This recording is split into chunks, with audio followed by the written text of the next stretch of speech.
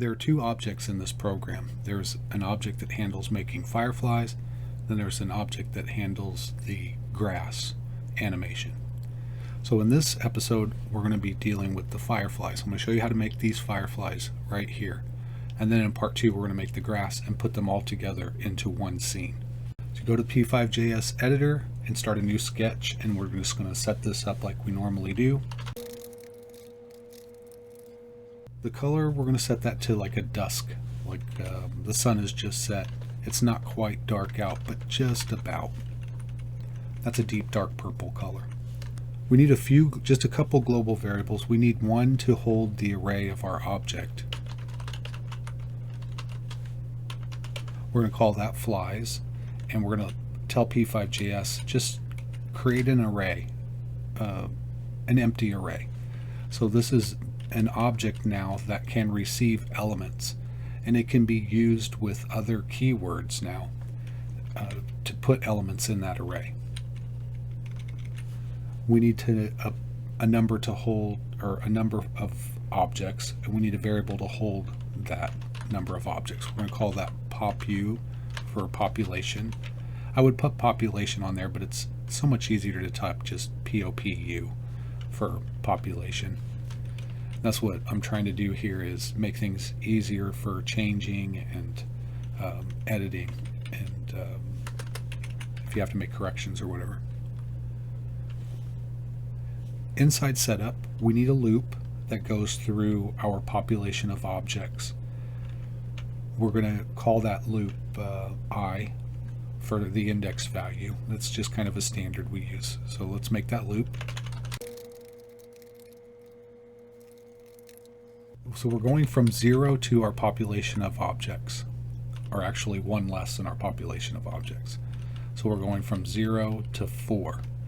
If this is 5, if I is 5, then this isn't a valid condition. So it's going to stop at 4. And when we add the element 0 to that set of 4, that equals our population of 5. So just be sure that when you're going through these elements, these index loops, that you're 1 less than the total number of elements. So just use this less than. That might be a little bit confusing for people who are just starting out. When do I use the less than equal to? When do I use equal to? When do I use just less than? That kind of helps you think it out. Just work through the loop and see what's happening here.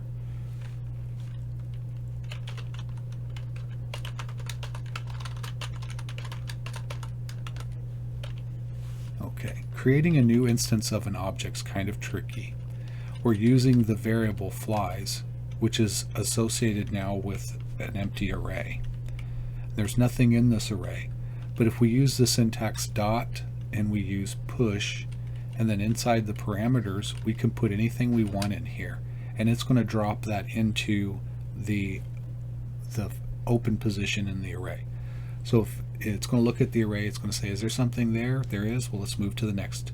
Is there something there? There is. Let's move to the next. It's going to keep doing that till it gets to an open place in the array where there's nothing, and then it's going to push the new whatever it is into that that array. Now we're using this word new because you use new to create a new instance of an object, like a class or a function.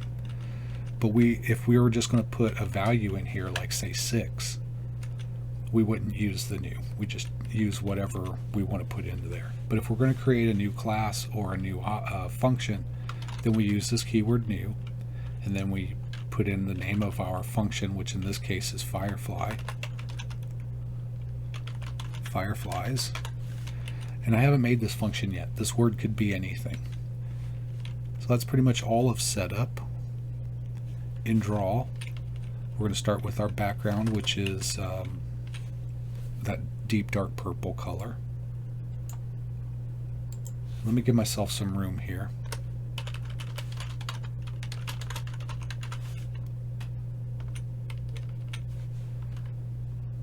Now we need to go through each one of the elements in the array and do something with it. We don't want them to just sit there. We've created instances of them for a reason. So now let's go through that loop again. We can just copy the one up there or type it out, whichever works for you.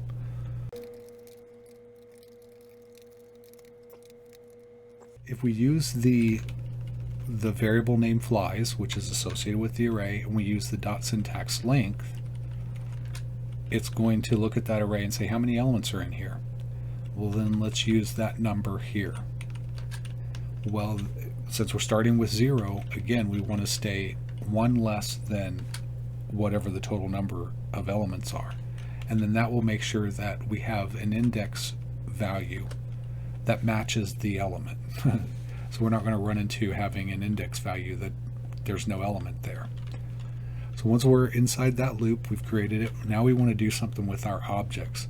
So inside our fireflies function, I'm going to create another function, a method called update, and that's going to do all the business of making a firefly. So I need to take that array, which is flies, and now I need to tell p5.js which element. So I have to be specific here and tell it element number I, whichever number we're on in this loop. And then I want to update that element. So I'm gonna go into this object here, this element, and I'm going to see it's an object.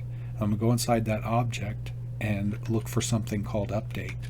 And if update's there, then I'm going to perform whatever code is inside of it. So that's all of draw.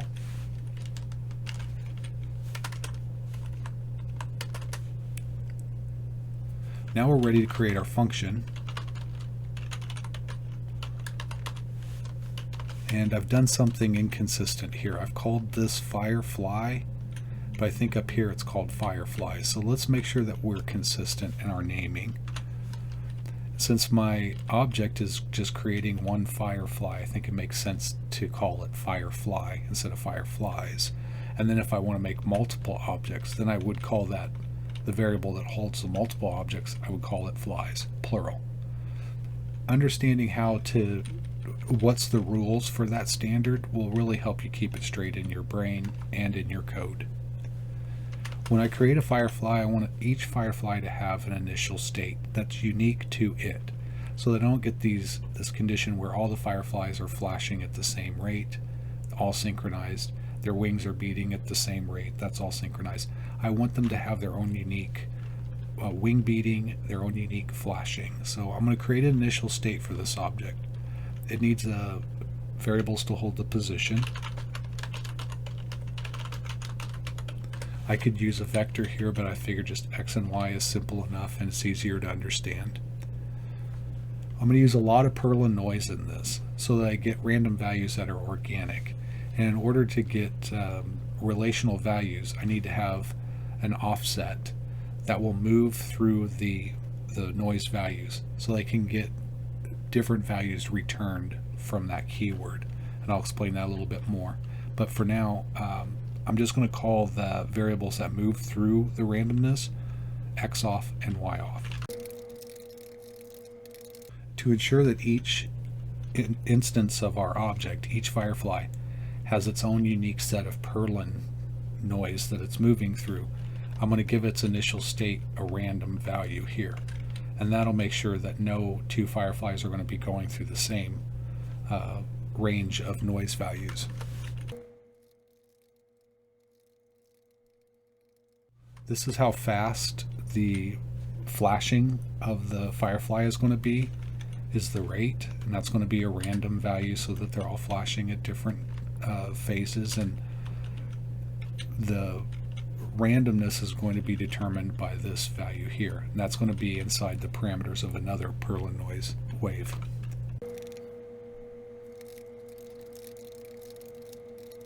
The seeds in these random numbers are, like right here, they're kind of arbitrary, and right up here they're arbitrary. I just wanted a large range of randomness so that I can be sure that there's not going to be two that are alike.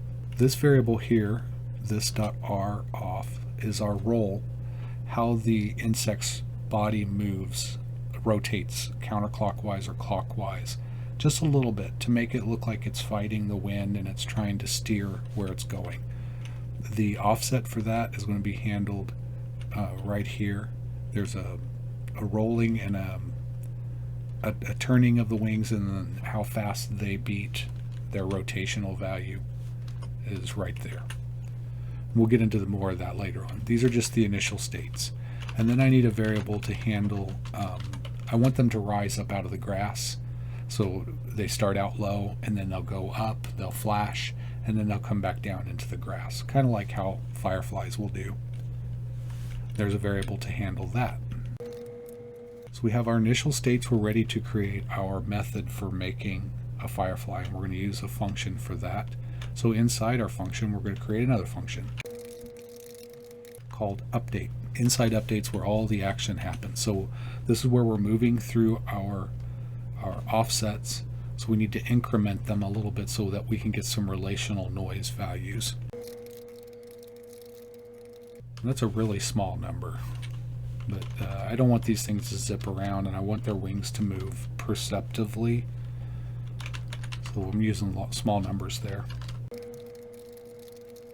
When perlin noise creates random numbers, the edge range, so if you have a range from 0 to 100, 0 is going to be an outlier, and 100 is going to be an outlier. Most of your random numbers are going to be clustered around 50. Maybe in the 25 to 75 range. That's where they're all going to be kind of gathered. So I don't want these fireflies to be grouped in the center of the screen. I want them to spread out. So to do that, I'm going to take the width of the screen and find a fraction of it. In this case, it's 25%. So a quarter of the width of the screen is now in this value W, and a quarter of the height of the screen is now in this value H, or in this variable H.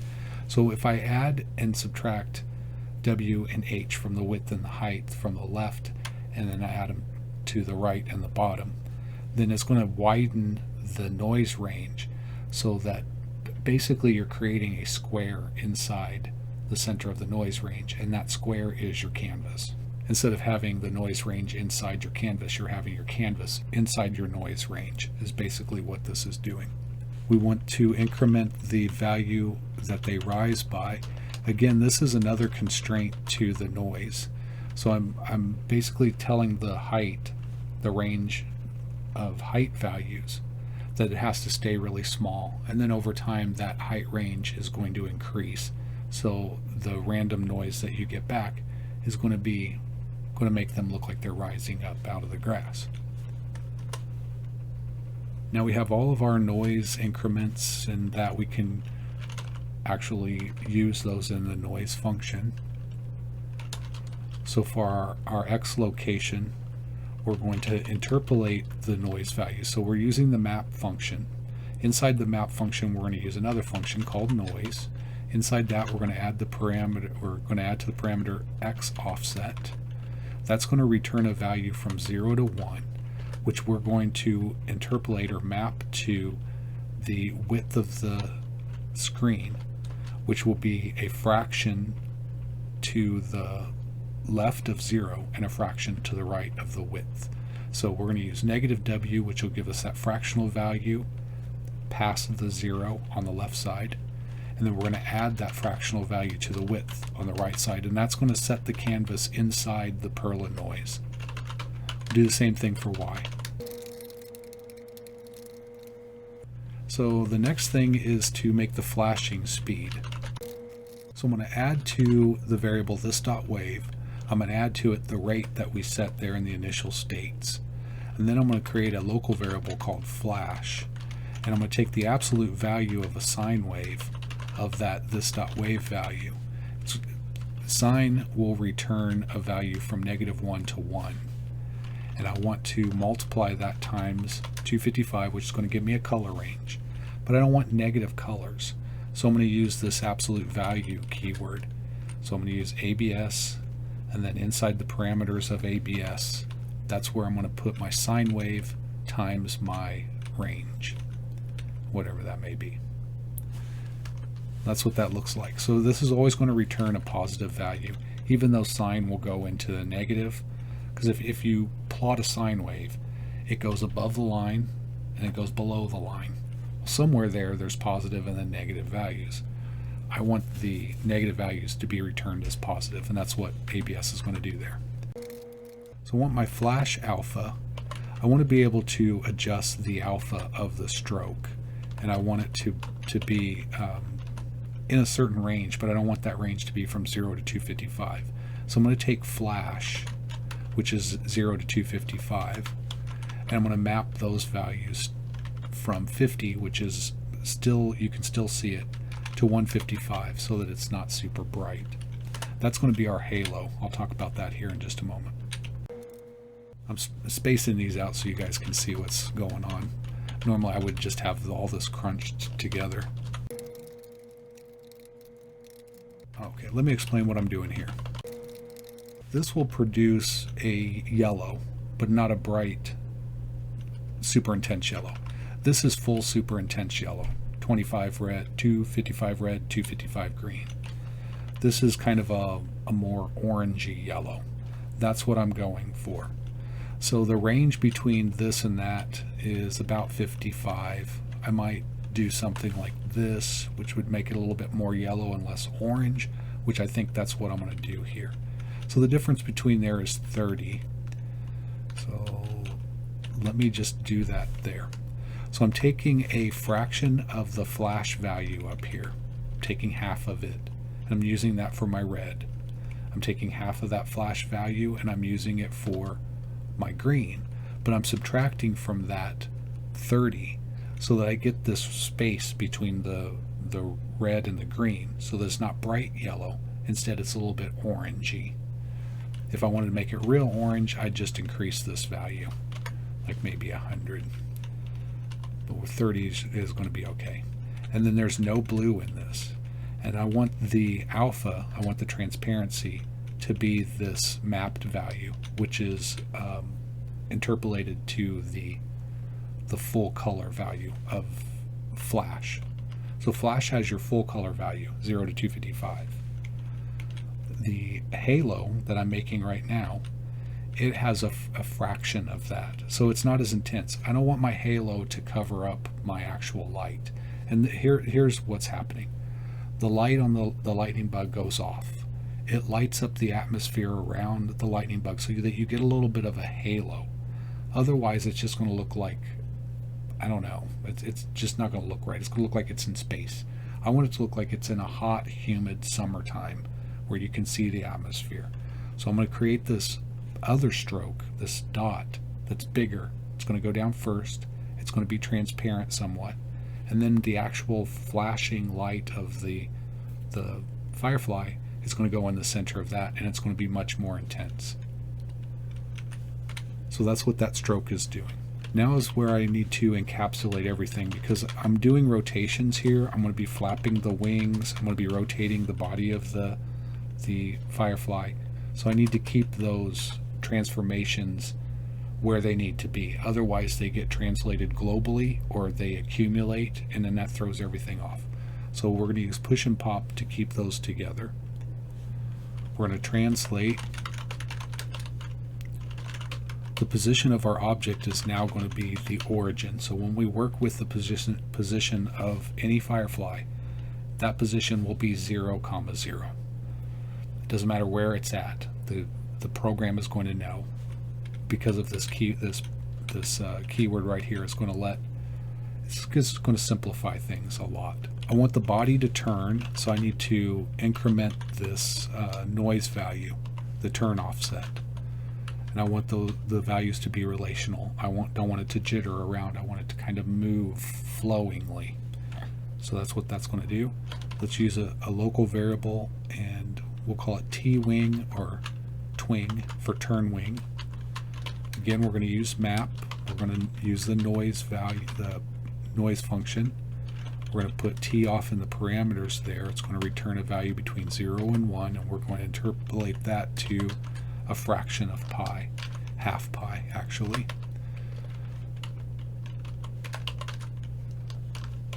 By the time you type half pi or quarter pi, you can type pi times 0 point whatever you need. Once we have our rotational value, we can rotate our wing. We need our wing beats. We don't want those to be mechanical, so let's assign some noise values to the wing beating. A local variable r will hold the interpolated values. And wings beating is kind of like a sine wave. It's an oscillation going up and down. So we can use sine to return a value that will help us do that. And again, this is going to be a fraction of pi, because we don't want our wings, when they flap, we don't want them to be pointed straight up above the insect, and then when they flap down be pointed straight down. Instead, we want it to be like a slice of this arc that stretches out to the side of the insect.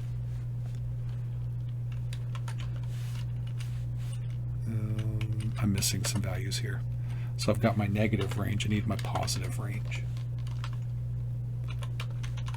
So one will be like the downward beat and then the upward beat, or vice versa, whichever one applies there. We want our wings to be thin, barely perceptible. We're also going to make them translucent so that they're a little bit see-through. I don't know that it would show up so much or you would even notice it, but I feel like it needs to be that way. Our wing length, we're going to use a local variable for that because we may want to change the length of the wing. Maybe it's too long, looks like a dragonfly, whatever. We have that variable there to use. So our wings have to beat, they're being rotated from one end. We can't rotate our wings from the center because then they'll look like plane propellers. We want to rotate them from one edge that's attached to the body, and that's going to be flapping kind of outward. To do that, we need to put them inside a push and a pop, because if I try to do that to one wing and then I've done those rotations and try to do it to the other wing, well, the other wing is way off. It's out in space somewhere. So let's isolate those transformations inside another push and pop. We're going to put in our stroke for that wing. We're going to have to do this, I think, each time. I probably could set this line outside here, would be okay. It's just easier for me to keep track of if it's inside the push and pop. We're going to rotate it by R, and then we're going to make our line that's going to draw our wing from the center of our firefly's body to the negative would be the left side. Is that right? Yes, the left side. I'll start with the left because I'm left-handed. I like starting with the left. So that's one wing. How do we do the other wing? We can use those same values because the wings kind of beat in unison, right? So we're going to use the same rotational values to beat the right side wings. Again, isolate those rotations inside push and pop. And we're just going to flip the rotation. So instead of rotating in a positive direction, because if we just move around to the other side, if we add like so much of pi, like add pi to that rotation, the wing is going to be beating the same as the other side, but it's going to look opposite. So as one wing goes up, the other one goes down. That's not what we're trying to do here. In order to avoid that, just flip that rotational value to its negative. So instead of it going down when the other side goes up, now it's going to go up when the other side goes up, and that's what we want to happen.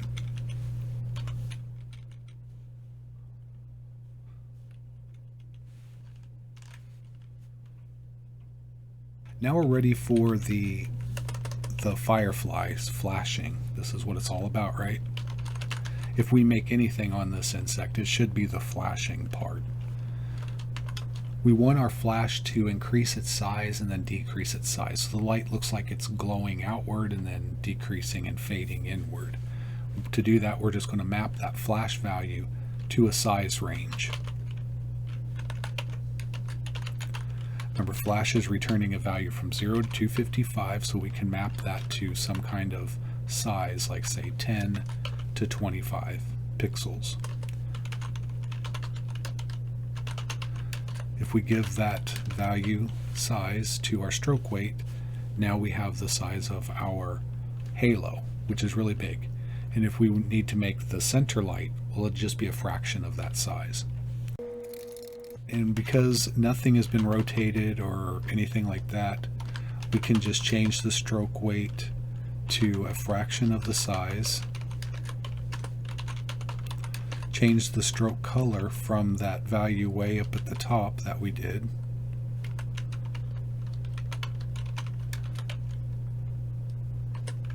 To to something more stark, and then we'll just put that in the center of the halo.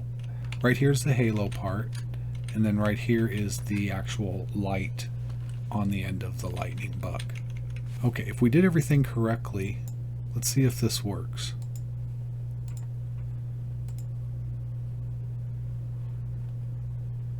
Oh, we seem to be missing a wing. Oh, we just didn't put the line in there. So instead of using a negative value here, we can just use a positive value and make the wing go from the origin or the body of the insect to its right side, this length. Up here is the left wing. That's why we can see in the program as it's running that it only has one wing. So let's do that. So now we have two wings, and they seem to be rotating around. Yep, I think that's it. Let's look close. Is this what you guys have?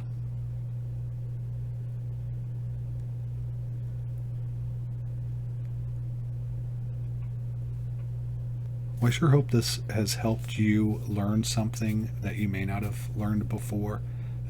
I'm not a teacher of code. I'm not like a professor of code. I don't teach it or anything like that. I'm just a hobby codist.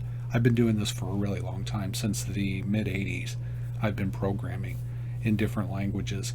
I've just recently picked up p5.js, and I wanted to share what I've been able to do with you and maybe give you some examples so that you can go through and improve your knowledge of code if you're just starting out. So that's my goal here. I hope I have achieved that. Let me know in the comments if I have. If you've liked this, hit the like, hit thumbs up, hit subscribe if you want to see part 2 where I add graphs to this program. So I'm really excited about that. I hope you will stay tuned and look out for that. I guess that's it for now. Until next time, as always, thank you for watching and take care.